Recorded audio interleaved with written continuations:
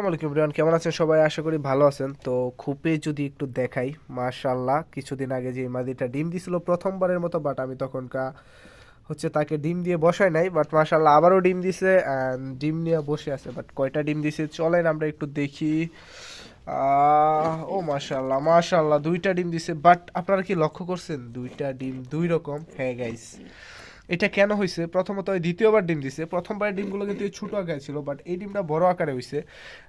ক্যালসিয়ামের অভাব, দেন ওই নতুন বিভিন্ন কারণে আর কি। তো এই কারণে আমি আপনাদেরকে যে ওষুধটা সাজেশন করেছিলাম, আগেও একটাবার দিয়েছিলাম, সেটা হচ্ছে ক্যালটেট। ক্যালটেট ওষুধ, যেটা কবুতরের ক্যালসিয়ামের কাজ করে। দেন আছে ক্যালপ্লেক্স, যেটা এইগুলা। তো আজকে এই মাদিটাকে আমি এই ক্যালটেটটা খাইয়ে দিব, তো সাথেই থাকেন।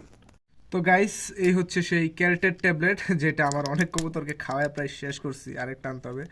তো যাই হোক, এটা ক্যালটেট ট্যাবলেটটাকে জাস্ট ধরে কবুতরের মুখে আস্তে আস্তে একটা দিয়ে দিবেন।